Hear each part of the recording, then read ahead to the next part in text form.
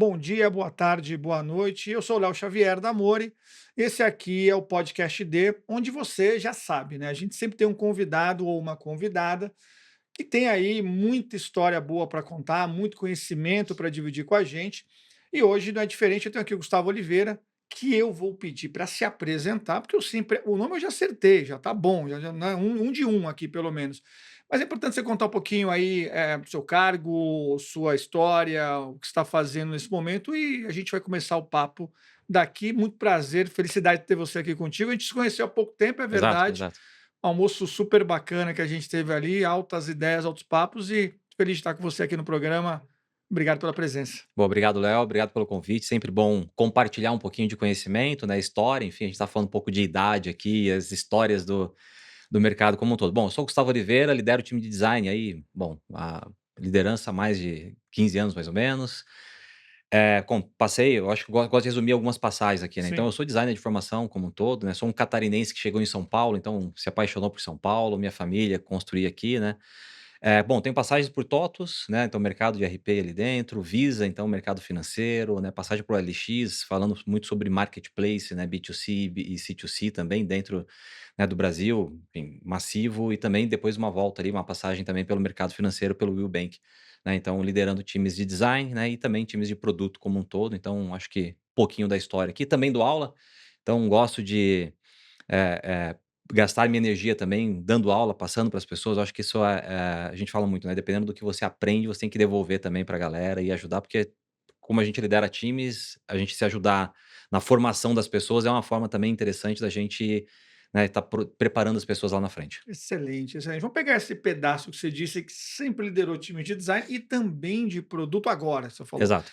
Isso é uma coisa muito bacana, porque veja, eh, dentro da evolução dos profissionais de design, a gente foi vendo umas mudanças de nomenclaturas e de cargos e de papéis e de funções também. E temos aí o tal do Product Designer, que é hoje fundamentalmente a grande mola aí de propulsão dos times de design, que é um desenhador de produto, né, aportuguesando Isso aí. aqui. Eu tenho dúvidas, tá? Se existe de verdade essa figura aí tão presente como se anuncia. Vejo muito o pensador mais de interações, de fluxos, né, de experiências, muito também o visual e tal. E o product designer seria, no limite, a combinação dessas duas competências e um tanto também, principalmente de pensamento de solução de produto. Você é um designer que cuida de design e de produto. Exato. Você é um product designer no final das contas, certo? Conta um pouquinho como que é essa vinda aí da formação, né, de profissional de design e a liderança não só de design, mas também de produto, como que isso se combina. E hoje imagino que abaixo de você já vem liderando times também de produto e também de design. Conta um pouquinho Exato. dessa sua visão aí. Muito bom. Eu acho que isso passa um pouco pela transformação da carreira como um todo, né. Quando você Sim. olha, sei lá, 2000, por exemplo, o pessoal antes era webmaster, web design. Web design. Dessa época, poucos vão lembrar ou que quem lembrar já entrega a idade. Então e aí depois eu acho que a gente vem nesses ciclos de, ser generalistas e especialistas como um todo, né. Eu acho que a gente está no momento de ser generalistas Sim. também, e aí nessa cadeira de product design ela acaba trazendo, você pega pessoas que conhecem interação, um pouco de vision, um pouco de negócio, vai pesquisar, então essa cadeira ela acaba sendo mais generalista como um todo. Eu acho que esse é um ponto. E aí quando a gente olha, né, pra essa evolução, então lá atrás, né, em algum momento a gente precisou especializar. Então as pessoas, pô, eu sou mais UI, eu sou mais um arquiteto de informação, Isso. e aí depois disso, né, do lado de engenharia, né, o pessoal veio, pô, agora eu sou front, eu sou Back. back-end, então aí daqui a pouco aparece full stack, então você tem essas evoluções do mercado como um todo. Em algum momento alguém falou: "Olha, a galera de design não tá olhando para produto, não tá olhando para o retorno para o negócio", o que eu acho um absurdo, porque assim, se você é design, né, você está numa posição de design ali dentro, dentro de uma posi você não tá olhando para o retorno daquilo que você tá fazendo, já é um equívoco, né, a gente já tem um problema. E aí em algum momento falou: "Ah, então tá bom, a gente precisa falar um pouco sobre product designer", e aí nasce, né, esse termo, e aí as pessoas colocam muito nessas squads multifuncionais, né, com product designer, tem um gerente de engenharia, um product manager, né, você tem os engenheiros ou analistas de dados juntos ali também, e aí essa pessoa acaba sendo a pessoa responsável por cuidar tanto a parte de interação, né, olhar, fazer discovery muitas vezes junto com os pares ali dentro e o trio, né, enfim.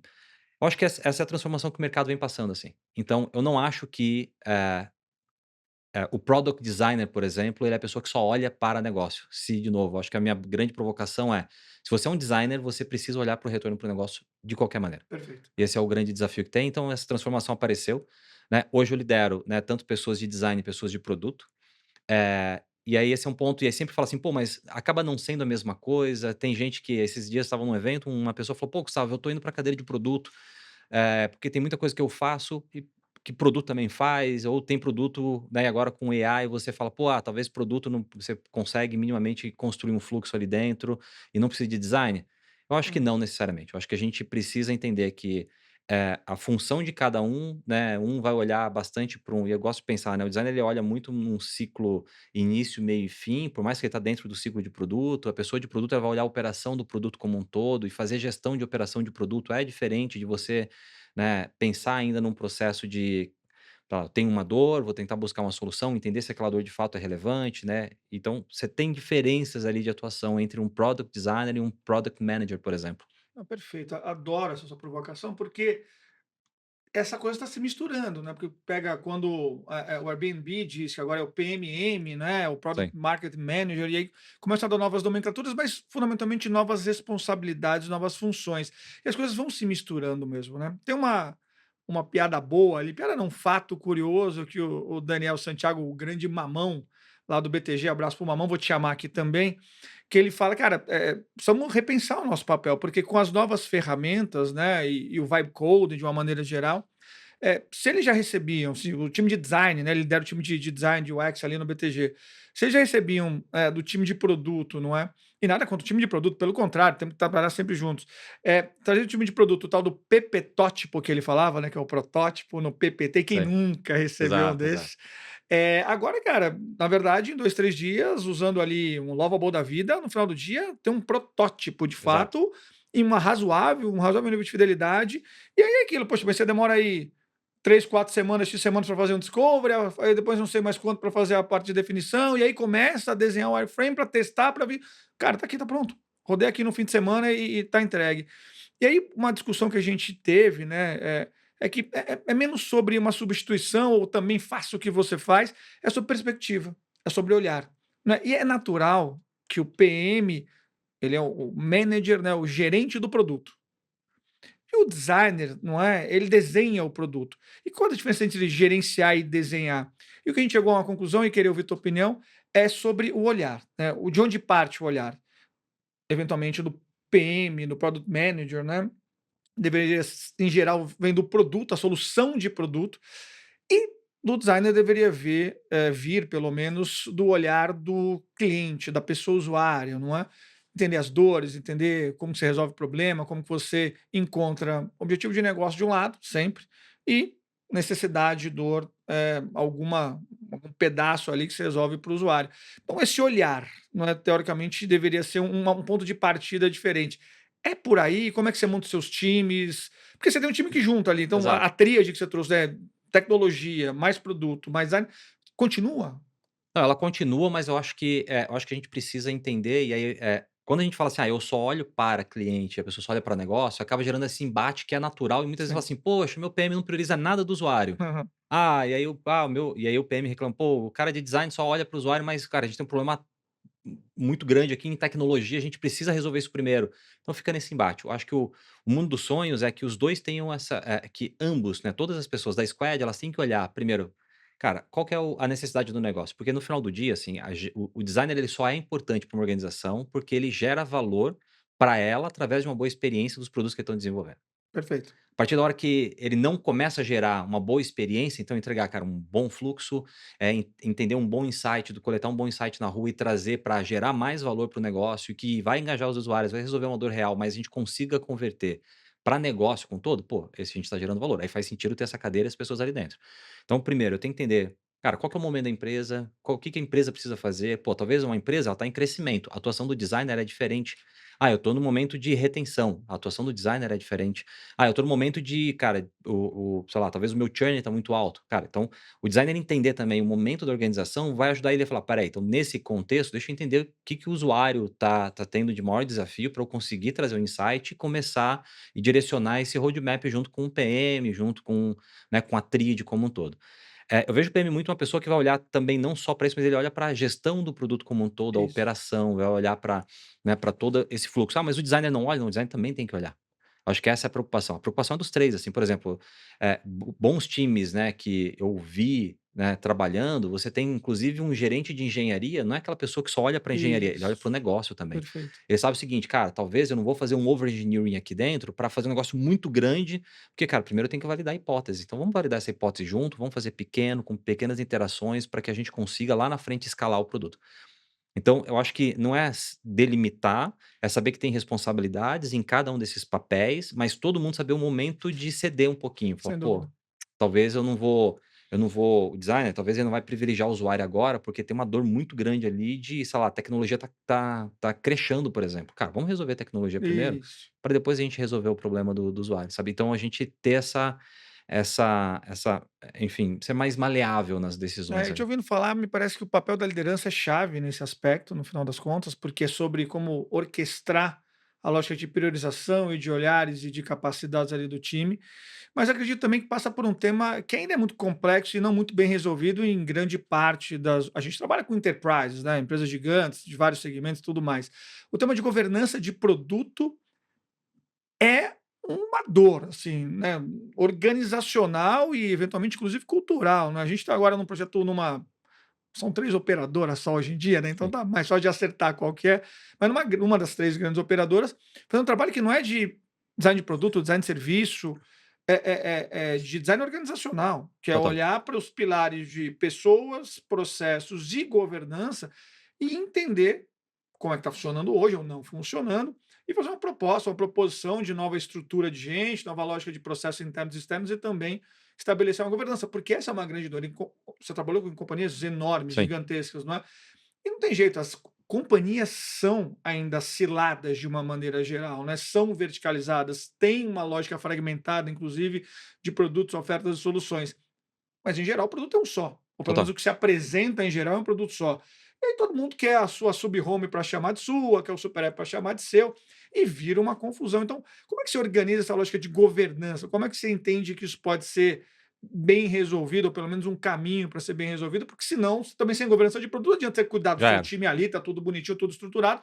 Você, puta, cada um quer uma coisa, quem grita mais leva primeiro, e a gente vê isso acontecer pra caramba, né? Muito. É comum você navegar, né, e até deixa aí pra galera, assim, ó, pega o app que você mais usa, tenta Uhum, olhar um pouquinho, tem app que eu bato o olho, assim, e falo: "Opa, esse aqui é uma área, esse aqui é um time, esse aqui é um outro time", você vê claramente isso acontecendo. claramente. Então, quando a gente começa a refletir a estrutura organizacional na experiência do usuário, é ruim. Isso é Então muito natural de se não, é ter, né? Ah, muito natural. Quanto maior a empresa, maior ela mais cilada ela é, e por N coisas, por objetivos. Então, essa área tem um objetivo A, por exemplo, é comum você pegar um time de aquisição, por exemplo, ele tem um isso. objetivo, aí o time de conversão ou tem alguém na boca, no meio do funil com outro objetivo e as coisas, pô, esse time traz muita gente, aí depois fala: "Pô, mas o problema é dessa galera que não tá qualificando bem".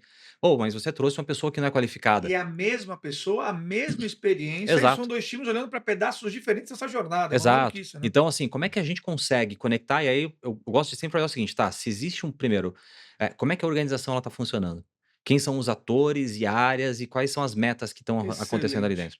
Depois, quando você entende a métrica, você fala, cara, se eu estou cobrando as pessoas dessa maneira, possivelmente elas vão se comportar dessa maneira. E aí, cara, então essa maneira pode ser benéfica para o usuário ou não pode ser benéfica para o usuário?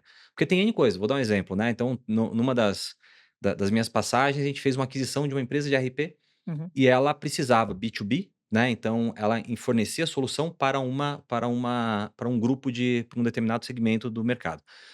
E a gente precisava escalar. Essa empresa RP atendia grandes clientes, só que a gente viu uma oportunidade de falar assim: "Cara, se você enxugar bem o seu negócio, a gente vai entender, ao invés de ter, sei lá, um ciclo de venda de 3 meses para você colocar um produto de RP", a gente sabe que um Uhum. produto de RP, por mais pequeno ou grande que seja ali, ele vai ter um ciclo de venda, porque ele é top-down, você tem que ir até o tomador de decisão, toma decisão, tem uma série de coisas.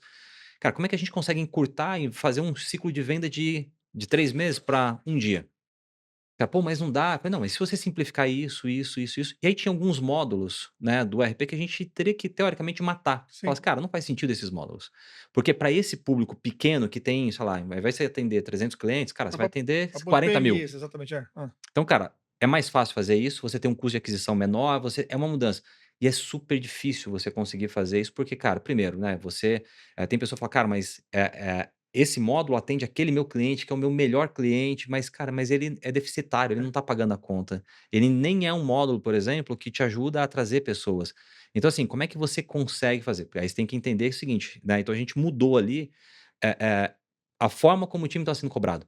Porque quando você muda a forma, pô, nesse tipo de cobrança, faz sentido eu Sem não dúvida. dar mais atenção para esses módulos, porque agora eu tenho um incentivo diferente. Então essa forma como você coloca a meta, ela vai dizer como que os times vão se relacionar dentro de uma organização. Então essa governança de produto, ela é super importante. Porque evita, por exemplo, e aí sempre quando a gente vai fazer o planejamento estratégico, né, então: se está no final do ano, vamos fazer o planejamento estratégico para o próximo ano. Quando a gente carimba a meta do time e fala: "Léo, você é responsável por aumentar 30% da sua receita, do seu time. E aí eu sou responsável por aumentar 15% da minha receita". Cara, em algum momento a gente vai entrar num Vai ter um embate. clash, não vai ter jeito. Então assim, tá, vamos fazer o seguinte, então a gente, né, enquanto organização, esses 2 times são responsáveis por esse aumento da receita. Qual é a Perfeito. contribuição de cada time? Muda a forma de olhar. E Totalmente. aí isso tem que ser um papel de governança, é um papel horizontal que tenha o olhar para o todo e consegue falar: "Cara, então talvez ao invés de carimbar a meta, porque vai canibalizar, joga para o time, olha, esse aqui é o nosso target de crescimento para o próximo ano, a partir disso a gente olha, cara, qual é o nível de contribuição de cada uma das BUs que tem aqui dentro para isso". E aí existe essa colaboração. Quando a gente fez isso, puta, aí muda muita coisa, porque você faz com que as pessoas colaborem e não briguem entre elas, né, então não fique aquele cabo de guerra, cada hora um puxando para o seu lado. Fala bem nosso querido convidado Gustavo Oliveira, não é mesmo? Impressionante, mas você sabe, sei por que você fala bem, porque você também é professor. Sim, sim. Então tem esse tom de saber falar, o professor tem essa coisa, né, didática, isso é Uma muito bacana. didática, sim. Vamos falar um pouquinho sobre isso? Eu sei Claro. que você dá aula há muito tempo, queria que você contasse aí os porquês disso, porque dar aula, puta, eu dei aula há muito tempo também, uma maravilha, é um prazer enorme, mas é um baita de um desafio também intelectual, mas exige muito esforço, é tempo, é dedicação, é um Total. embate. Então, conta aí de onde vem esse desejo, o que que você extrai aí de prazer da história e onde você dá aula, o que que você vem dando Boa. de aula aí? Boa, tá bom. Eu dou aula na pós-graduação da PUC, né, do Rio Grande do Sul, né, Boa. uma pós-graduação online Que e é também no te ótima, é né, na ótimo, ótimo. verdade. Não, tem Só vários gente especialistas ali boa. dentro, eles É, fizeram uma formação interessante que é pessoas de academia e de mercado juntos, sim. né, então você tem o teórico e o prático aplicado na mesma aula, assim, então eu represento, né, a visão de mercado, tem outro professor Uhum. teórico ali que traz um peso acadêmico absurdo, fala: "Cara, sabe por que que isso acontece? Porque traz a história do porquê aconteceu, e aí eu venho com a prática trazendo, cara, ó, isso aqui funcionou, isso aqui não funcionou, isso aqui a gente mudou, nesse caso funcionou nesse contexto. Então traz um caso bem mais aplicado ali, o que é muito bom.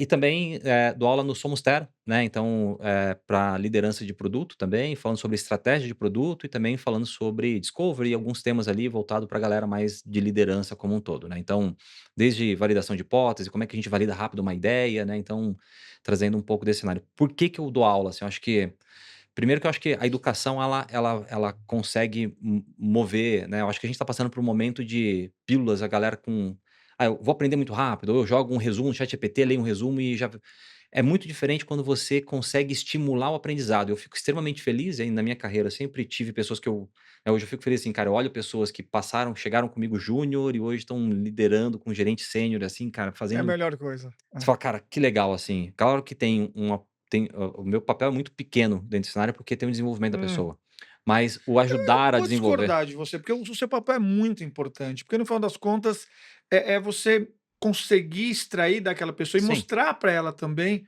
onde mais ela pode chegar, o que mais ela pode aprender, e o aprendizado é super importante. Estou contigo, essa coisa do microlearning importante, os sim, sim. formatos, tudo mais, mas tem que se dedicar, né? Não, Não é um tem, tem. promptzinho, a ditadura do tudo resolve com prompt, não é Exato, isso não é isso. só, Porque eu né? acho que o aprendizado, ele passa por um momento de você expor a pessoa ao erro, né. É Então, isso. quando eu erro, eu aprendo diferente do que sempre estou acertando, então e aí a gente ajudar as pessoas nesse desenvolvimento é super importante. E a Então troca é importante, total, não é? O embate intelectual é positivo. Quando total. eu dava aula, eu sempre lembrava que tinha ali meia dúzia de pessoas, eu sempre dei aula em programas executivos, né, não para graduação, porque aí tem que ter vocação para Não. dar aula em graduação. Eu fiz 2 vezes Não, para vocação, graduação, não dá. eu não consigo voltar, assim, porque eu acho que, enfim, eu acho que são momentos de vida Meu diferentes, assim, Deus, então eu difícil. prefiro justamente, assim, dar aula pra galera mais sênior, que tem mais tempo, porque eu acho que são discussões mais profundas, assim, as pessoas Isso, me provocam mais, eu falo: "Caramba, é cara", esse o quando eu ponto. saio incomodado É, daquela, eu é. falo assim: "Caramba, Porque é aquilo, né, tem meia dúzia ali que acham que sabem mais do que você e tem meia dúzia que sabem mais do que você. Total, total. Então não dá para chegar na aula achando que você vai contar meia dúzia de história, meia dúzia de mentira e tá tudo resolvido. Então, Exato, esse embate é muito gostoso também para quem dá aula, né, no total. final das contas.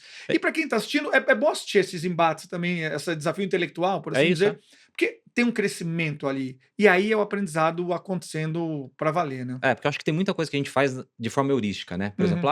Por exemplo, eu não ninguém me ensinou a ser líder, eu fui aprendendo com É. chegando na as coisas no meio do caminho. Então, pô, deixa eu ler um pouquinho aqui, deixa eu estudar, vou fazer uma mentoria com alguém. Em algum momento, você começa a falar assim: "Tá, você consegue pô, você faz isso bem, você consegue estruturar isso numa aula pra gente". Tá, e quando você começa a estudar pra estruturar isso, você fala assim: "Caramba, agora eu entendi que isso que eu fazia não era cara, já existe, tem um termo que Uhum. funciona pra isso". Você fala: "Cara", então Eu ali achava que eu era gênio. e ali você fala: "Caramba, transformei todo aquele É. conhecimento heurístico". Aí tem um livro que fala é Intuição Heurística, né, ele Uhum. fala sobre o homem erudito, né, que é aquela pessoa que consegue cara, ele lembra assim: "Ah, esse termo tá na página tal, do livro tal e fala sobre isso, historicamente aconteceu isso aqui". É um homem erudito, assim, ele Uhum, conhece uhum. muito sobre a e aí o homem mais, o sábio, né, que ele faz até analogia nesse livro que fala o seguinte: "Ah, uma pessoa do campo, uma pessoa que é entre um agrônomo e uma pessoa", né, se o agrônomo ele nunca foi para o campo, ele se torna uma pessoa erudita, Sim. né, mas aí, ele aplicou isso no dia a dia, então ele é sábio, então mas tem pessoas que não estudaram no campo. Uhum, uhum. Né, e eles são sábios, eles conseguem olhar o momento e falar: vai chover, eu vou fazer isso", porque ele viveu tanto aquilo, que aquilo virou, nato da pessoa, né, tipo, Mas e aí ele constrói esse conhecimento no final das exato. contas, E né. aí então essa diferença é super legal, depois que eu comecei a ver: "Caramba, é legal", de fato, né, quando eu sou muito técnico e teórico, eu tô sendo muito mais erudito, pô, quando eu trago pra prática e aprendo, trago um monte de aprendizado, né, então colocando aquilo em prática, de fato, eu sou um sábio ali, tipo, eu tô colocando, a minha sabedoria, né, em Sim, prática e tudo. Então, quando a gente vai pra dentro de uma aula e alguém te questiona e te traz, é fala: bem bom. "Caramba, É, puta, eu tô sendo muito prático, espera aí, é. deixa eu tentar trazer um Volta. cenário aplicado pra me ajudar nisso". Então, eu acho que eu aprendo mais dando aula do que ensino, assim, eu acho que esse é um ponto importante. Eu sempre falei que é um exercício meio egoísta mesmo, porque para dar aula eu tenho que aprender tanto, tenho que Pra estudar cacete. tanto. É isso. Isso é super legal, né. Mas eu parei, quem sabe um dia eu volto, tá tudo certo. Vamos falar um pouquinho, a gente já você tocou ali no comecinho do nosso papo sobre a mudança dos papéis, né, dos profissionais aí no mundo de pensamento de produto, de gestão de produto com IA. Não dá para fazer um programa hoje sem falar, Total. das potencialidades, impactos, alguns receios também das inteligências artificiais, especialmente as generativas. Como é que você está vendo isso? Como é que você está aplicando ali nos seus times? Óbvio que subir do alto da montanha, bater no peito e falar: vai para esse lugar, é isso que vai Exato. acontecer", até desconfiamos aqui. Mas suas primeiras impressões, seus primeiros usos e tanto para a organização, né, para as estruturas e times e tudo mais, e também para as pessoas, para os profissionais, como é que você está enxergando Sim. aí esses primeiros momentos, primeiras experiências? Bom, o que que eu vejo, assim, eu acho que, e aí eu acho que logo no começo, quando você trouxe: "Pô, hoje talvez com IA eu consigo fazer uma coisa mais rápida ou não", eu acho que vai acelerar muito o ciclo do que a gente coloca com menor esforço, né, e coisas que a gente leva muito tempo e de Uhum, fato a gente vai fazer. Por exemplo, ao invés de fazer uma pesquisa com o usuário, cara, talvez, sei lá, vou criar 2 experimentos, coloca na mão do cliente e vou ver ele testando. Tipo, e aí talvez eu não precise ir pra uma pesquisa exploratória, ou faça uma pesquisa exploratória e vejo ele. Então talvez a gente vai mudar a forma como a gente está fazendo as coisas, né, então, eu acho que isso vai acelerar. Então assim, para o profissional e aí tem um desafio, né, porque para quem está entrando na carreira, e aí eu acho que esse espaço vai ficar cada vez mais longe, e aí é o nosso papel, cara, como é que a gente enquanto liderança não deixa isso acontecer ou cria maneiras para que a pessoa que está entrando também tenha a possibilidade de entrar, porque senão vai ser um grupo de pessoas, e aí uma pessoa sênior, por exemplo, dominando o AI, por exemplo, ele consegue, cara, eliminar o trabalho de uma série de pessoas que estavam ali dentro. Então como é que a gente consegue manter saudável essa relação de entrantes no mercado com o que a gente tem? Eu acho que esse é um desafio que a gente vai sem precisar dúvida. resolver. De alguma maneira. Uhum. É, mas eu vejo muito acelerando. Hoje a gente está usando vou dar alguns exemplos, né, então, desde, por exemplo, design system, né, que é um tema que todo mundo fala: "Pô, preciso ter o design system, vamos gastar tanta energia", então, cara, em algum momento, como que você consegue direto do Figma já sair com um componente codado ali dentro? Como é que você consegue consumir uma como que é? Os componentes Os ali. componentes, os seus tokens Hã. ali, e você já construir novas experiências, inclusive novos componentes de acordo com a É necessidade que ele isso. sugere. Então, a gente começa a dar um passo. Então, aquilo que a gente fala: "Pô, deixa eu fazer um estudo", talvez, cara, deixa eu fazer o seguinte, Fazer um cara, experimento. Não? Talvez eu vou experimentar, cara, Hã. me ver 2 ou 3 versões desse componente, vou testar e colocar na rua para ver o que funciona rápido e a partir disso a gente libera. Então esse tipo de isso é o tipo de coisa. Hoje a gente está acelerando, então, por exemplo, a gente conseguiu acelerar, o lead time de desenvolvimento de componente em, assim, N vezes. absurdo, assim, tipo, antes era 28 dias para, cara, horas, assim. Então, Uhum. por quê? Porque a gente tem um agente que ele foi aprendendo junto com os toques, aí de novo, aí ponto da governança. Tem uma documentação clara do que tem que fazer, e aí esse é um ponto. Talvez a gente não está mais fazendo documentação para as pessoas. E aí talvez você está fazendo documentação que é o que vai alimentar da inteligência artificial para que ela possa construir coisas a partir dela. Tem governança, não tem design system que resolva, sem Exato, design system não tem automação também que gere resultados exato, que vão gerar com algum impacto no final das contas. Então é um combinado, não é, exato. maior. E aí talvez olhando para um futuro, aí quando a gente fala muito do product designer, de Uhum. pessoas mais especialistas, talvez nós teremos um núcleo de pessoas, ultra especialistas, criando assets, para que as pessoas combinem na ponta, lá na ponta do negócio que está sentindo a dor. Então talvez eu vou ter pessoas mais generalistas consumindo vários agentes, e Sim, aí o nosso papel enquanto líder é liderar pessoas e agentes. é isso. Gente e agente. Gente a gente. Ah, Então, essa liderança, ela eu acho que é algo que a gente vai precisar se preparar em algum momento, entender. Então, talvez o time, pô, eu tenho 10 pessoas, talvez você vai ter 50 pessoas. Né? Das 40 são 40 agentes é isso diferentes aí. trabalhando para você de formas diferentes para que a gente consiga atingir o resultado. Então, o que eu vejo, e o que eu venho, né, conversando com alguns líderes, eu acho que esse é o papel do que a gente tem que olhar, talvez, para o futuro.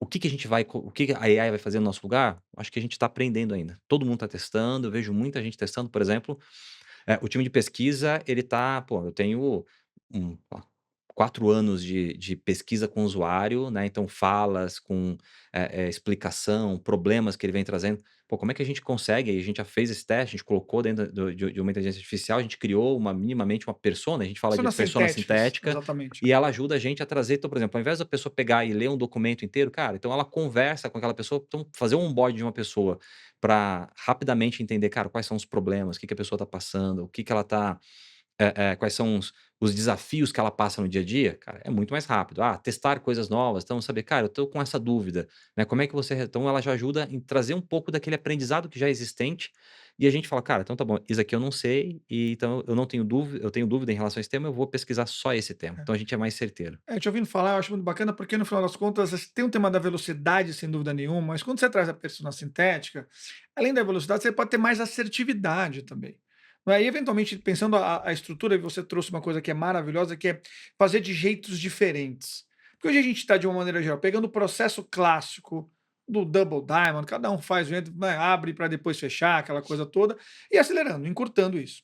Ok, porque é a demanda, né, de uma maneira geral, da aceleração das coisas. Mas eu acho que a riqueza vai estar, acho, tô achando, tá? Não tô dizendo que eu não, achando, que a beleza vai estar quando a gente começar a mudar o jeito de fazer. Total. Não é? Então, puta, tem que ser, né? O discover, depois definir, faz o bem, e depois vai pensar o produto, aí vai testar, aí vai voltar para. Não sei, eu acho que talvez tenha uma riqueza interessante de pensar, já que a gente vai ganhar tempo, antes de sair mandando embora todo mundo, porque também É, essa exato. tentação é o pecado, vamos repensar o jeito de usar essas É pessoas isso. melhor, não é? Então, tem velocidade, mas também tem mais assertividade, tem mais profundidade no que vai ser feito. Então, fazer um bench hoje, computar 4, 5 concorrentes diretos e meia dúzia de. Vamos fazer com 80 É empresas? isso. Vamos dar profundidade para isso, vamos ter mais riqueza, né, do que a gente tem ali de achados e tudo mais. Gostaria muito de acreditar num mundo desse, que não é só velocidade, mas também é assertividade, é profundidade, é tracionalidade, é o VAPT, eu gosto de falar, não é? Dá mais tração também para o time. Acho que vai ter ciclo também. A gente vai dar primeiro uma aprofundada de enxugamento e depois acho que a gente vai reacomodando aí os elementos. Acho que pode ser por aí. Acredita que já acabou ou está acabando o nosso papo? Já são, olha, ó, Caramba, vinte e já oito deu? minutos, é Meu Deus. inacreditável, fez assim, acabou, e ninguém engasgou aqui, hoje eu engasguei um pouquinho, uma hora ali, mas segue também. Então a gente tem que ir fechando aqui o nosso Ótimo. programa e a gente vai para um negócio mais pessoal, Tá bom. não é? A gente conhecer um pouquinho, me conta, a gente tem que fechar sempre com uma dica, pode ser qualquer coisa, né, pensei, vou dar a minha dica, eu sempre dou a primeira para você ir pensando e tendo aquela coisa toda, e a dica, eu tô dando dicas de várias coisas, hoje eu lembrei num lugar muito bacana, que é um bar de drinks, chama Punch Bar. Fica ali na Manuel da Nóbrega, naquelas galerias que tem ali perto da Paulista. É o Ricardo Yamazaki, que é o dono ali do bar, com a Naomi San, que é a esposa dele. Cara, ele é assim, já passei por bares de drink por aí. Ele é um cara que é incrível, porque ele tem lá a carta de drinks, beleza, mas ele mesmo te desencoraja a abrir a carta. Ele fala: "O que que você gosta? Mais salgado, mais sei o que lá, mais doce, mais, né". E aí ele vai, e base? O que que você gosta de base? O que você não gosta de base alcoólica e tal? Ele vai: "Então tem tal". Aí ele fala um nome lá que você nunca ouviu falar do drink. Aí ele conta a história, serve assim, cara, 9,5 de 10, nove Caramba. ponto oito de 10 ele acerta. É um negócio impressionante, ele é incrível.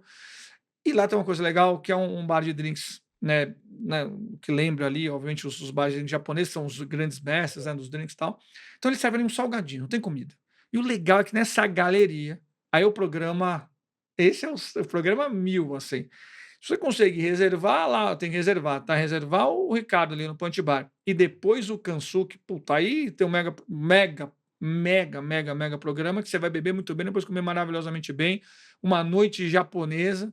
Então fica essa dica, pode ser só o bar, mas se fizer o Ricardo depois for ali para o Kansuki, aí é maravilhoso. Qual que é a tua? Caramba, vamos lá. Eu vou sair um pouco da dica gastronômica, vou Boa, ficar no acho que teve um período, enfim, eu sempre gosto de misturar conhecimentos aleatórios, assim, legal. enfim, uma coisa que me ajudou muito foi quando eu fui fazer curso de improviso. Ah, que legal. E aí isso me ajudou para N coisas, como líder também, né, então, acho que tem um ponto aí, eu fiz com o Márcio Balas, Que fiz é um com monstro. Monstro, fiz com outras pessoas também da cena de improvisação, né, e aí o que foi muito bacana para mim, eu fiz alguns módulos e tudo mais, né, fiz com a minha esposa também, então foi um momento também Que nosso ali, legal, foi bem cara. bacana. Então, uma dica que eu dou, eu acho que, ele tem uma relação da gente estar pronto né, sempre aceitar aquilo que não é colocado. E quando a gente faz essa analogia para nossa vida, eu falo: Vale para "Cara, tudo. chegou esse Maravilhoso. problema, tá bom, vamos resolver", né, então, pra não ficar se martirizando, não, vamos tentar buscar uma solução e construir em cima com aquilo que a gente tem, com o melhor que a gente tem disponível hoje. Então, eu tive vários aprendizados ali dentro, levo isso para o time, né, inclusive dou dicas para o time, falo: "Cara, faz o curso de improvisação, talvez você possa ser um bom líder ou talvez você possa levar alguma coisa para sua vida". Então, enfim, busquem aí cursos de improvisação que eu acho que Baita ajuda demais. dica, essa é boa. Essa é a primeira, assim, a gente tem algumas dicas que meio que se repetem aqui e tal. Essa é fantástica, eu vou atrás dela que é muito boa mesmo. Gustavo, acabou, cara, infelizmente Pô, foi acabou. ótimo. Pena, puta papo bacana, te agradeço demais. E também espero que você tenha curtido aí, porque, puta, muito aprendizado, segue nas redes sociais, é um cara incrível para seguir. Tem aula com ele lá no Tera, aliás, abraço pro Leandro também. E, pô, obrigado demais e vamos que vamos. Eu que Valeu agradeço, demais. obrigado pelo convite. Até mais, pessoal.